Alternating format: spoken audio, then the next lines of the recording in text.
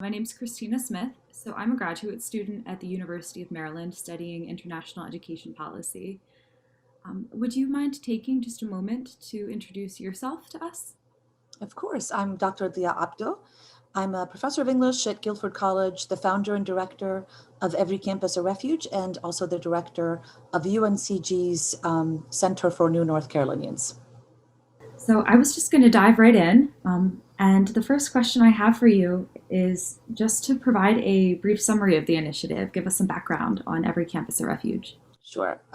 So Every Campus a Refuge was founded in 2015. And like so many other efforts that were founded that year, it was really inspired by um, just what was happening with the Syrian refugee crisis and the need to respond to that in ways that were significant and that were material and that would make a difference, but also the particular experience of the Kurdi family and the loss of their children, and especially Aylan Kurdi's image, that really just mobilized the world and showed the world what was happening to refugees who were trying to escape conflict and terror and war, but were facing so much peril along the way. And so, that year, so much of the world responded with shock and dismay, but also sort of with grassroots activism and sort of mobilized by that particular image. And at the time, Pope Francis called on every parish in Europe to host a refugee family. And I thought, what a great idea to think of small communities that can do this work, that can support refugees in providing welcome and hospitality and home, and then support in resettlement, and that college and university campuses are perfectly suited for that work, because just like a small city, we have all the things that you need. We have housing and human and other material resources and facilities, to be able to host a refugee family and to support them as they resettle in their new home. And so Every Campus a Refuge started with that idea that every college or university around the world should host one refugee family.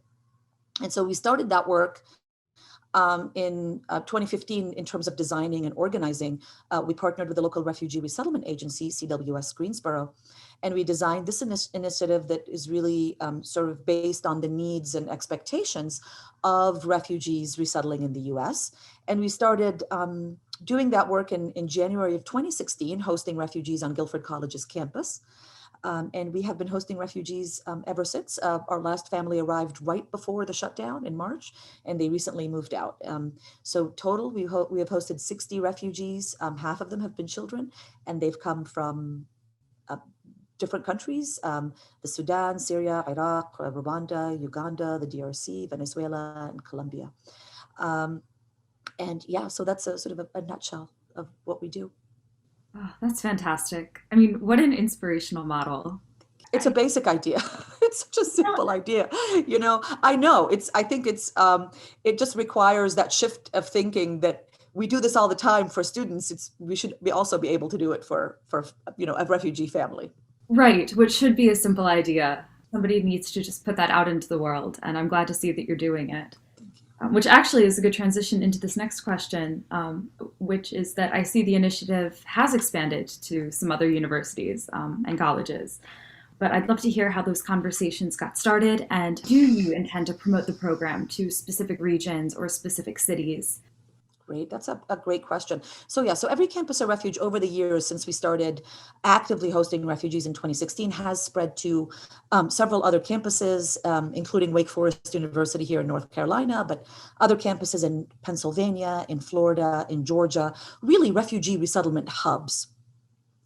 And that happened under an administration which has been really hostile to refugee admission and resettlement. I mean, the refugee resettlement and the refugee admission program has been decimated over the last few years. So it's remarkable that we were able to bring on other campuses during that time. So I'm only hopeful and optimistic about the next few years, with refugee admission numbers increasing and the refugee and reception and placement program in the US improving over the next few years, that it will be, in fact, hopefully easier to get buy-in from other colleges and universities to join this effort.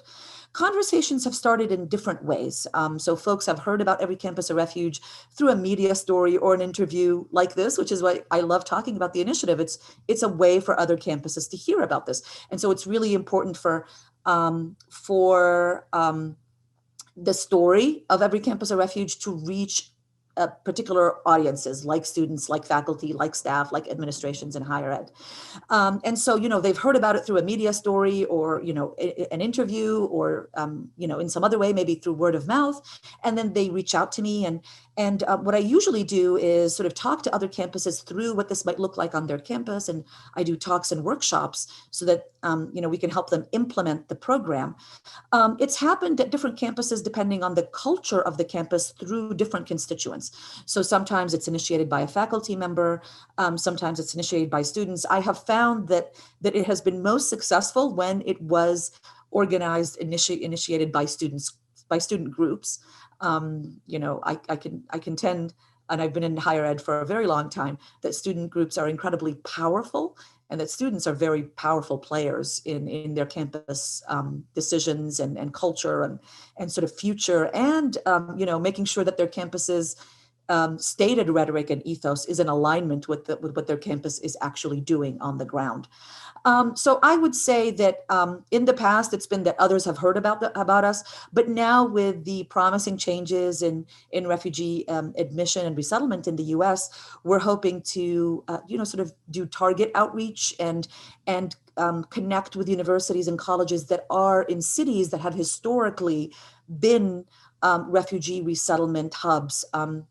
Like North Carolina, but also in Maryland and in Vermont and in Massachusetts. And so, it would be a way for us to spread this work in sort of more targeted, efficient way to identify universities and colleges in cities that have historically received high number of refugees. And so to folks hearing this interview, students hearing this interview, if you are at such an institution, I hope that you would reach out to Every Campus a Refuge and learn more about our program. I think that's really important for students to hear.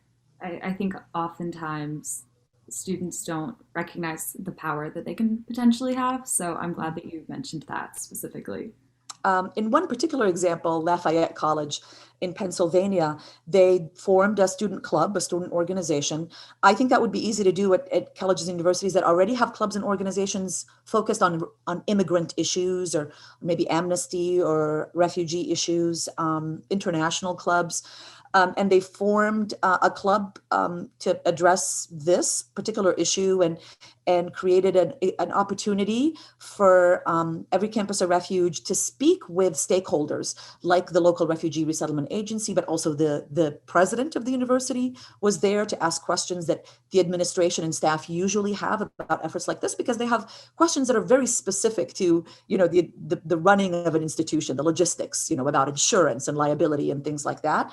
And then they put together an amazing proposal, with the benefits and the potential outcomes and how this would interface and connect with student life and what organizations could be involved, and the curricular component that could be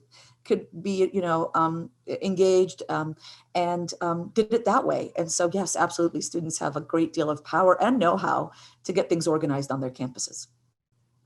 Well, I'd love to hear more about your structure and coordination when it comes to all the many moving parts. So it looks like there's room for a lot of flexibility and for involvement among, it looks like you have students, staff, faculty, and community members who are from off campus. And then, of course, you need the Refugee Resettlement Agency to be involved. Mm-hmm. So how do you organize this overarching structure, and how do you determine who does what? And I think you're right in that it's flexible and looks different on every campus. So I'll talk about what it looks like at Guilford College's campus. So Every Campus a Refuge is an initiative that's housed in an office on our campus called the Center for Principled Problem Solving and Excellence in Teaching.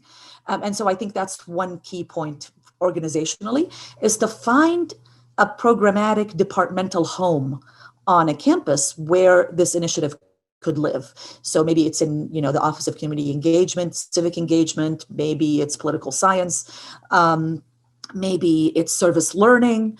And so finding an organizational home for it, I think, is key. It could be a student club. That's another organizational home. And so that's one part. And then so once you identify where could this effort live, a very key part is then, yes, partnering with your local refugee resettlement agency, because a college or university is not a refugee resettlement agency. We are not able to sort of resettle refugees. We can host refugees on our campus, but we would have to partner with a local refugee resettlement agency. Once that partnership is created, and in our case, there was a memorandum of understanding on what that relationship looked like that could be sort of negotiated between the departmental programmatic home, the office on campus, and the refugee resettlement agency. It really is very much kind of like a service learning initiative or effort. And so you would say, am the faculty sponsor for this. And so I am the one who would talk with the refugee resettlement agency. In Lafayette College, my counterpart is a student, and that's the student who is sort of leads that club or organization. They're the ones who have that direct relationship with the refugee resettlement agency, and they identify housing on campus. I want to emphasize that when we call on universities and colleges to do this, that they might only do it once, and that's perfectly fine. And so we're not asking for a multi-year commitment here. Just host one refugee family. So this could be a one semester thing. It could be a 4-month thing. It doesn't have to be a multi-year thing like it is for Lafayette or for Wake Forest or for Guilford College. So for that one semester, perhaps identify the student club or organization, the student lead, the faculty sponsor, and then the facilities that you're going to use on campus.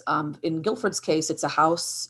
In Lafayette's case, it's a house. But in other cases, it's an apartment, on campus, or something that might be rented nearby with fundraising and student funds, or perhaps with college funds that are geared towards service learning experiences. And so you have the faculty sponsor and the students involved in this effort, the refugee resettlement agency. And then, once the family is hosted on campus, what's helpful is having a program coordinator. And again, this could be a very sort of short-term position that could be led by a student and organized by a group of students. And the program coordinator and the volunteers carry out the resettlement tasks that are assigned by the refugee resettlement agency. And so organizationally, you have the faculty sponsor, the faculty lead, or maybe the office on campus that's taking this on in partnership with the refugee resettlement agency, and then assigning tasks to student volunteers who are going to be trained and vetted by the refugee resettlement agency partner, because they are working with their clients. And so it is very much, it is very collaborative. I think the point is to make sure that those resettlement tasks are being appropriately and properly assigned to volunteers who might know about the particular topic or have an interest and a skill set that fits that particular resettlement task needs. I hope that answers your question. Yeah, absolutely. That's great. I did see that there's a minor involved, like an educational minor. So is that something that's present at all the universities? And is that something that students are required to do if they want to volunteer?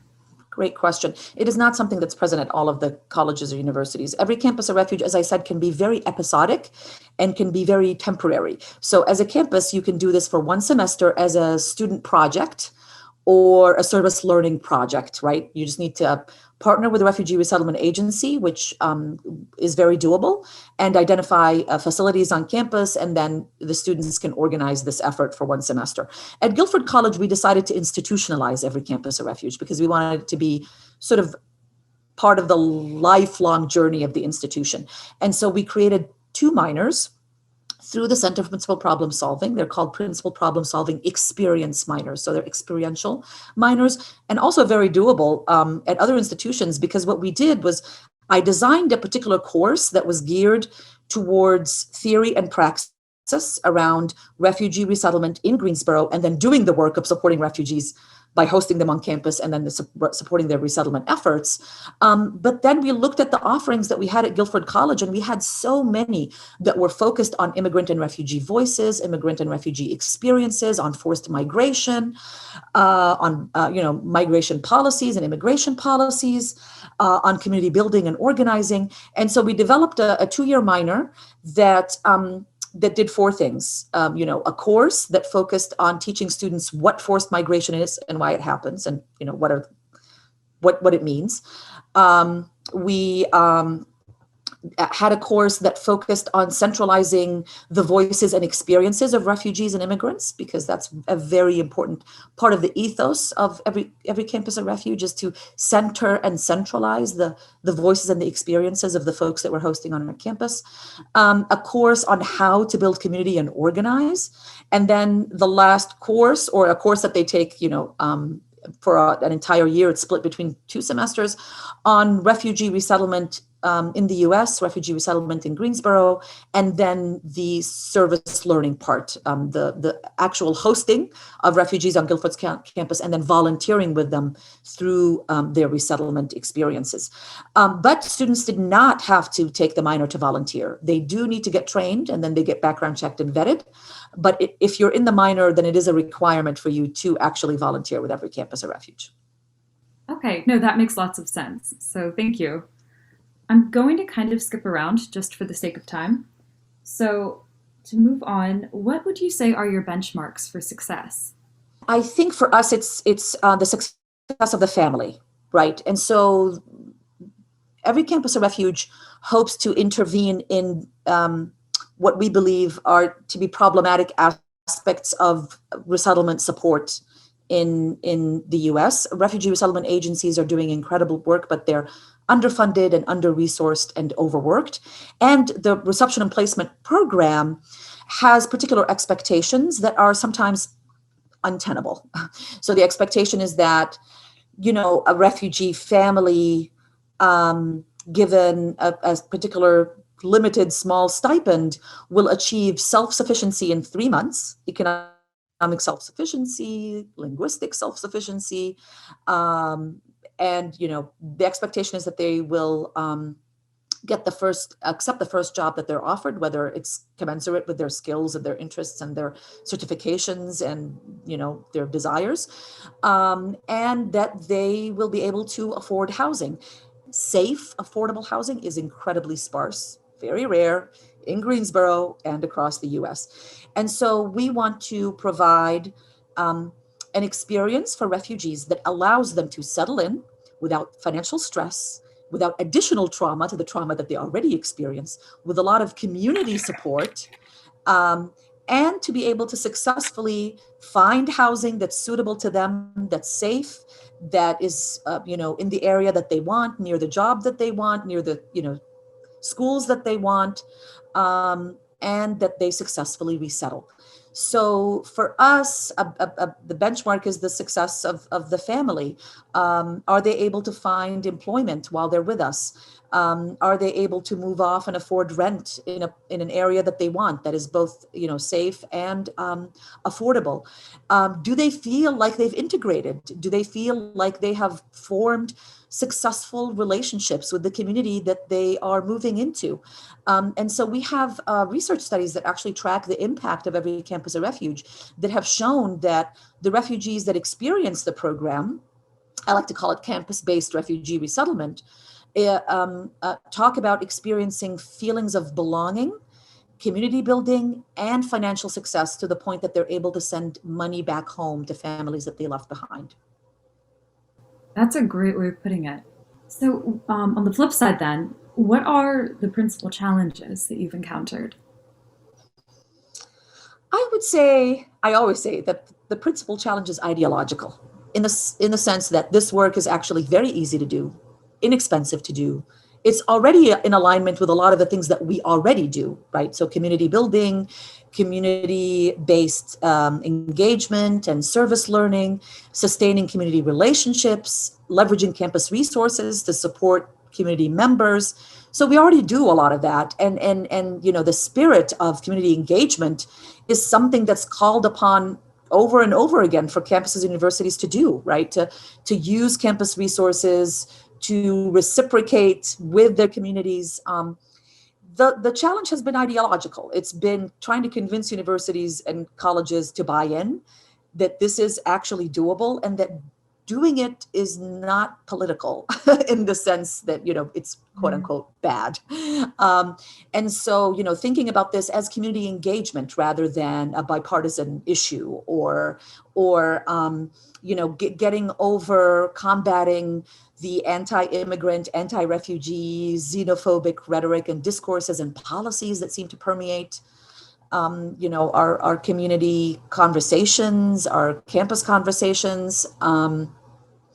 I would say that the challenge is getting folks to see that when you're supporting a family, you're not doing everything for them. We don't want to infantilize refugee families. They're incredibly resilient. They're the most resilient group on the planet. They've walked thousands of miles and have survived horrific circumstances.